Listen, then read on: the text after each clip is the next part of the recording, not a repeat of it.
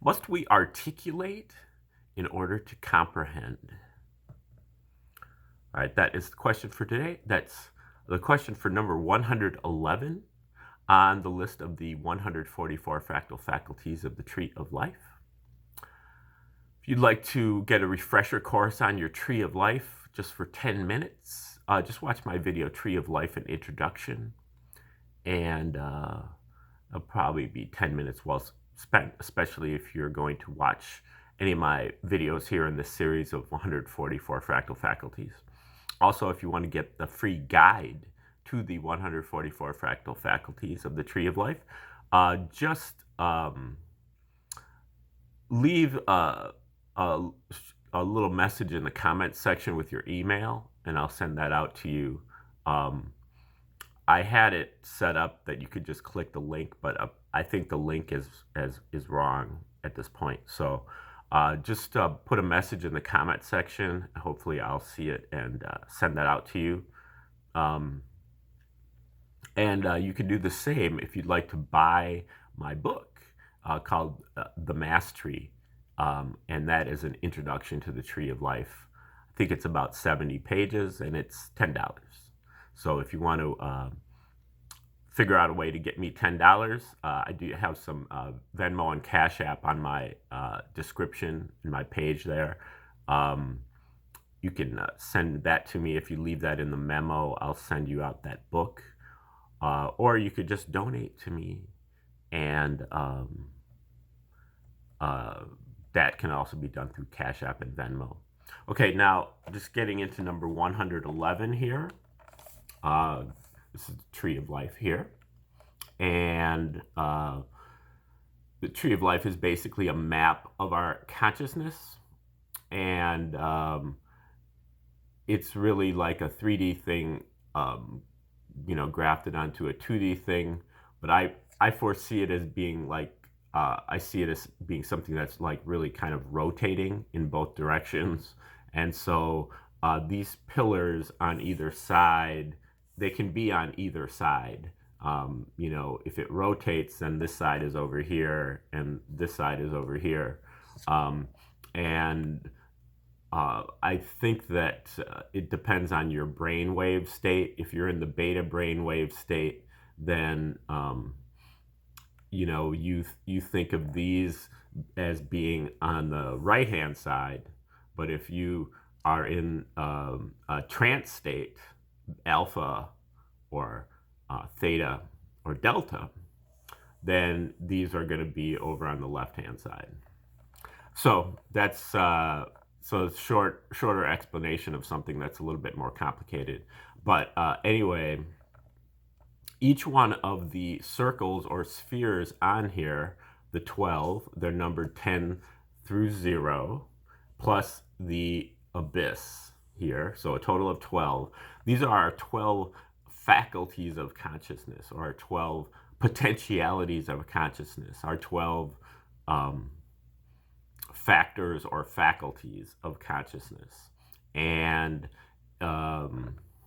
we start off with the 10, and that's open, and then as we age and as we evolve in consciousness, we begin to have the opportunity to open up the other ones. Usually we don't get too far unless we have a focused spiritual evolution of plan, discipline, and then we can gradually try to open up each one, access each one. Now, today for number 111, we're way up here at the second sphere. The second sphere is one of our 3 divine faculties, which are omnipotence, all-powerful, omniscience, all-knowing or wisdom, and omnipresence, all present everywhere at once, eternally. And so here, the second sphere, omniscience, all-knowing or wisdom. And so this omniscience, again, it doesn't necessarily mean like all-knowing. Like you don't know, you don't know how many stars are in the sky, or various minutia of life. You don't know how many cells you have in your body. You may be able to determine that through your psychic powers here at the abyss. But really, for the sake of wisdom faculty, it has to do with being able to solve problems. Solve all the problems you have in your life, and even to be able to anticipate those problems and to be able to avoid them entirely. So that is really what the wisdom faculty is about, being able to solve problems. And you can see here this whole pillar has to do with vision, as opposed to this pillar having to do with auditory or sound. So this is our ability to see, to go inside and intuit, but we get those messages through images. And also, this has to do with the future. We're able to see into the future, to anticipate. And so this is, being able to anticipate what's going to happen and then being able to avoid it. Whereas at the A sphere, when we are trying to solve problems from the A sphere, from our logical thinking faculty, we always, and this is number 34 on the list of the 144 fractal faculties, we always are beset with unintended consequences. We come up with a solution to the problem, but we don't see the problem well enough, and so it creates other problems. But when we solve the problem here at the second sphere, we solve the whole problem. The problem is over. Okay. Now, the way that we're able to approach this problem is through not thinking, through being able to shut our mind off, because our mind is always giving us limitations as to our abilities and as to the possibilities. And that's where this, the A sphere comes into problem, because they're always solving problems with like the probable, but they're not able to see that there's improbable contingencies. And so this is done through thinking, and this is done through not thinking. But anybody who's really attempted to meditate in their life recognizes that not thinking is a lot more difficult than thinking. You're always thinking. There's always, you might not be thinking deeply, but there's always thoughts that come into your head, random little things, and then you have the thought, and then you chase the thought. You have this train of thought, and you start thinking about off into this thought leads to another thought, leads to another thought, and pretty soon you're daydreaming and you don't really even know where it started from. So the ability to not think requires intense discipline and long years of meditation experience to be able to kind of settle your mind down to that point. When you can calm your mind to that point, then you think of the mind as a body of water, or liquid body. When that body becomes completely calm, then it also becomes transparent and you can see through it. And you're able to see all the way to the center or the bottom. And that is where the superconscious or the higher self of the first sphere is located. So here at the second sphere, what we're really doing is we're able to see the higher self. And the higher self is an image of the solution to the problem. So when we're able to see the higher self, that's where we're able to solve the problem, or we're able to see how to solve the problem. Okay, now, so that's really kind of the second sphere aspect here. But the second sphere is one of our 12 aspects or 12 faculties of consciousness. Now, how do we get from 12 faculties of consciousness to 144 fractal faculties or mini faculties of consciousness? What we're doing is we're taking the tree of life to the second power. So we're taking the whole tree and shrinking it down to the size of just one of the spheres. And we're applying it to each one of the spheres. So we break down the 10th sphere into its 12 parts. You know, it's got a mini 10th sphere, a mini 9th sphere, a mini 8th sphere, a mini 7th sphere, and so on. Same with the 9th sphere, and then also the same with the 2nd sphere. So 12 times 12 is 144, or 12 plus 12 plus 12 plus 12 plus 12 plus 12, and so on, equals 144. So here at the 2nd sphere, we're imagining that we've got a 10th sphere, a mini 10th sphere, a mini 9th sphere, and a mini 8th sphere. And it's the mini 8th sphere that corresponds to number 111, which is where we're at today. So number 111 is the mini 8th sphere within this larger structure of the 2nd sphere. Okay, and we mentioned before, the 8th sphere is about our logical, concrete thinking faculty. So this is our ability to basically separate things into categories based on their superficial qualities or their surface characteristics, not their function, but their outer superficial characteristics. This also has to do with the trickster. This has to do with the consensus worldview, you know, the expert opinion, what they tell you that you're supposed to think and believe in. Okay, but what they tell you to think and believe in is not always necessarily true. So it's logical, but it might not be true. Okay, so that is what we're thinking is within this greater 2nd sphere structure of the wisdom faculty, of our ability to shut off the mind and our ability to see the solutions to the problems and anticipate them. Okay, so number 111 is called the unpacking. Stage number 111 is about the energy expended in bringing some ecstatic clarity back into our normal waking state.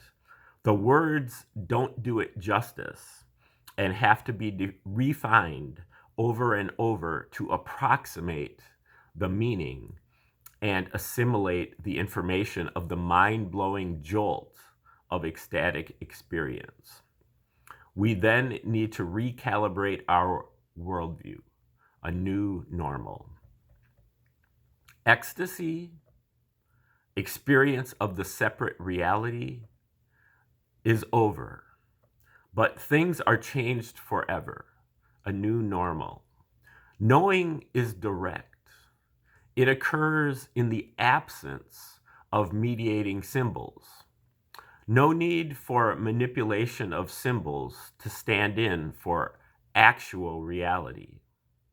Bypass the left brain, the left mind, the thinking process. The transmission comes in a package, in a jolt, in a flash. We can see and we can feel information as well as hear it. Unpacking is the bridge between the two. Knowledge comes in the same message as thoughts, but knowledge or wisdom, revelation, precedes the thought. The wisdom is only subsequently clothed in words, translated and then articulated. There is a great expenditure to voice this silent knowledge, this articulation. Putting knowledge into words requires a great deal of energy. Thinking is giving verbal form to a reality that is already known. Even without the unpacking, we are still able to know what the words were going to indicate. Knowledge is the direct perception of reality without the use of thoughts, but we insist on unpacking it into thoughts. You know, puts it in our conscious mind, gives us orientation, but it is nothing new. We already had that knowledge. Awareness arises from our faculties of consciousness. They degrade over time, one body or one sphere at a time. So when we take that train of thought, we get that first original thought and we turn it into another thought and into another thought and follow that train of thought. As we follow those trains of thought, the thoughts degrade. They go, we might have a lofty thought at the start, but by the time, we go further along in that train of thought, they become more and more, base and more or more lower and lower on the tree. And eventually we have all these 10th sphere thoughts that are really just kind of animalistic desires. That's what they eventually degrade to. So it's better to take the thoughts and not follow the train of thought. And then also prophecy must be unpacked too, like ecstasy. So this originally is talking about ecstasy, but this also happens with prophecy, with revelation, with those being able to have glimpses of the future. And those also come in jolts, but we tend to want to unpack them and put them into words, which allows us to kind of put it into the conscious mind. Okay, that is the number 111, the 8th fractal of the second sphere. There'll be more to say about that as we roll along here. But that's where we're at right now. Again, if you'd like to get that free guide to the 144 fractal faculties, just leave your contact information, email, in the comment section, along with just a little indication that that's what you're wanting, and I'll send that out to you for free. You can also buy my book on the intro to the Tree of Life called the MASSTree. That is $10. You can pay me with Venmo and Cash App. You can donate to the project directly, also through Venmo and Cash App. Please stay tuned for future videos, not only in this series. I'll be rolling out number 112 by tomorrow, and also other subjects that we'll be getting into as soon as we kind of get in about a month, when we get through this Tree of Life stuff. The Tree of Life we're using as really the foundation for the other subjects that we'll be covering in this course, because we're going to be covering some difficult subjects, and the Tree of Life is the perfect model, the perfect thing to use to be able to really learn other subjects, because it's a foundation, it's a template. It's a really like a filing system, so that other subjects can come in and you kind of have a place to put them already. It's a safety net that allows you to put things there, and to be able to recall them, and to be able to utilize them in your own life, because you have a kind of a structure that allows you to access them easily, instead of just being kind of a big jumbled mess in your head. Okay, thanks for tuning into the video. We'll see you soon tomorrow. Stay tuned. Tune in tomorrow, and have a great day.